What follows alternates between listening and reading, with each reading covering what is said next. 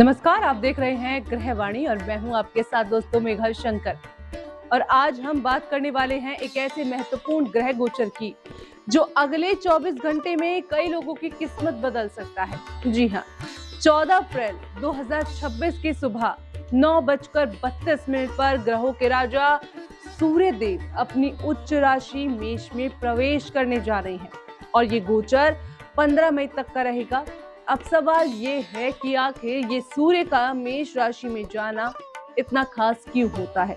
तो आपको बता दें, वैदिक ज्योतिष में सूर्य को आत्मविश्वास, मान सम्मान, प्रतिष्ठा, नौकरी, नेतृत्व और पिता का कारक माना जाता है। और जब यही सूर्य अपनी उच्च राशि में आते हैं तो उनकी शक्ति कई गुना तक बढ़ जाती है। यानी ये समय सिर्फ एक सामान्य बदलाव नहीं है, बल्कि एक ऐसा समय है जब व्यक्ति के अंदर ऊर्जा, साहस और आगे बढ़ने की इच्छा अपने चरम पर होती है। ऐसा कहा जाता है कि जब सूर्य मजबूत होता है तो व्यक्ति के जीवन में पहचान, सफलता और स्थिरता आने लगती है। और यही कारण है कि इस गोचर को बहुत शुभ माना जाता है। तो दोस्तों, अब अगर हम बात करें इस पूरे गोचर को आसान भाषा में समझने की, तो ये एक तरह से नई शुरुआत का समय होता है। कई लोगों के लिए ये समय पुराने कामों को पूरा करने का होता है, तो कई लोगों के लिए ये बिल्कुल नई दिशा में कदम बढ़ाने का, खासकर जो लोग लंबे समय से अपने करियर या कारोबार में ठहराव महसूस कर रहे थे। दोस्तों, उनके लिए ये समय एक नई उम्मीद लेकर आ सकता है। आपको अचानक नए मौके मिल सकते हैं, कोई नया प्रोजेक्ट, कोई नई जिम्मेदारी या फिर कोई ऐसा अवसर जो आपकी पहचान बदल कर रख दे। लेकिन यहाँ एक बात समझना बहुत जरूरी है कि सिर्फ ग्रहों का साथ ही काफी नहीं होता, आपको उस मौके को पहचानना भी आना चाहिए। जी हाँ, क्योंकि कई बार किस्मत दरवाजा खटखटाती है लेकिन हम उसे पहचान नहीं पाते। तो इस ग्रह गोचर की अगर हम बात करें कि राशियों पे क्या प्रभाव रहेगा, जिनके लिए ये सूर्य गोचर सबसे ज्यादा खास रहने वाला है, तो दोस्तों सबसे पहले बात करते हैं मेष राशि की। मेष राशि वालों के लिए ये समय बेहद लाभकारी साबित हो सकता है, क्योंकि सूर्य आपकी ही राशि में प्रवेश कर रहा है और लग्न भाव में आ रहा है। इसका मतलब सीधा है कि अगर आपके आत्मविश्वास पर इससे असर पड़ेगा, आपका मन लगेगा और आपकी कई इच्छा शक्ति के काम भी पूरे हो सकते हैं। जो काम लंबे समय से रुके हुए हैं उनमें तेजी आ सकती है।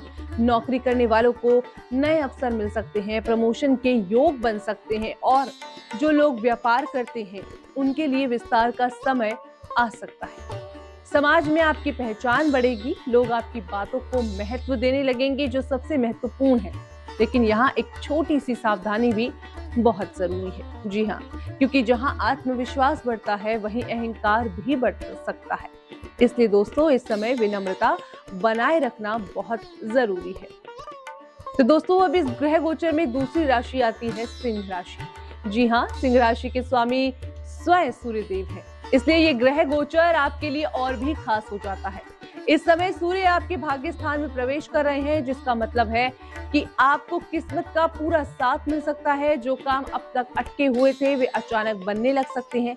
करियर में उन्नति के योग दिख रहे हैं, नई जिम्मेदारी आपको मिल सकती है और आपकी मेहनत का फल भी आपको मिल सकता है। जी हाँ दोस्तों, साथ ही साथ आपकी आर्थिक स्थिति भी मजबूत हो सकती है।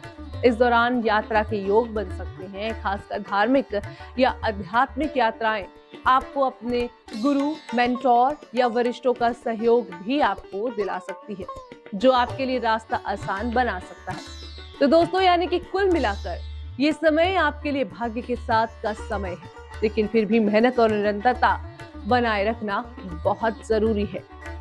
अब इस ग्रह गोचर में तीसरी राशि आती है मकर राशि। मकर राशि वालों के लिए ये ग्रह गोचर चतुर्थ भाव में हो रहा है, जो कि सुख और परिवार और संपत्ति से जुड़ा होता है। इस समय आपको भौतिक सुख सुविधाओं में वृद्धि देखने को मिल सकती है। प्रॉपर्टी, वाहन या निवेश से जुड़े मामलों में लाभ आपको मिल सकता है। परिवारों में शांति का माहौल रहेगा। पुराने विवाद खत्म आपके जीवन से हो सकते हैं। अगर कोई संपत्ति से जुड़ा मामला लंबे समय से अटका हुआ था तो उसमें भी आपको समाधान मिल सकता है। जी हाँ, और इसके अलावा पैतृक संपत्ति मिलने के योग भी दिख रहे हैं। यानी कि दोस्तों कुल मिलाकर ये समय आपके लिए स्थिरता और सुख लेकर आ सकता है। तो दोस्तों अब सवाल उठता है कि बाकी राशियों के लिए ये समय कैसा रहेगा। तो देखिए, सूर्य का गोचर हर किसी को प्रभावित करता है, लेकिन उसका असर हर व्यक्ति की कुंडली के अनुसार अलग अलग होता है। इसलिए जरूरी है कि आप इस समय को एक अवसर की तरह देखें और अपने काम पर ध्यान दें। दोस्तों ये समय आपको ऊर्जा देता है, लेकिन उस ऊर्जा का सही उपयोग करना आपके हाथ में होता है। तो दोस्तों अब अगर हम इस ग्रह गोचर के प्रभाव को थोड़ा गहराई से समझें, तो ये समय सिर्फ बाहरी बदलाव का नहीं है, बल्कि ये अंदर से भी बदलता दिखाई देता है। आपको अपने अंदर एक नई ऊर्जा महसूस होगी, एक नई सोच महसूस होगी, एक नया नजरिया आपको मिलेगा।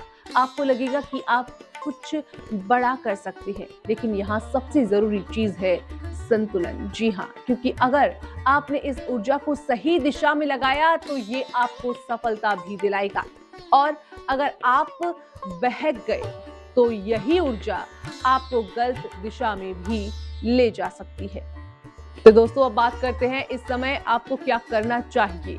तो दोस्तों सबसे पहले अपने आत्मविश्वास को बढ़ाने दें और साथ ही साथ अहंकार में अपने आप में बदलाव लाएं। आप अहंकार ना करें। दूसरा, जो भी अवसर आपके सामने आए उसे समझने की कोशिश करें और सही समय पर निर्णय लें। तीसरा, अपने वरिष्ठों को, अनुभवी लोगों को सलाह उनसे जरूर लें, क्योंकि इस समय उनका मार्गदर्शन आपके लिए बहुत महत्वपूर्ण साबित हो सकता है।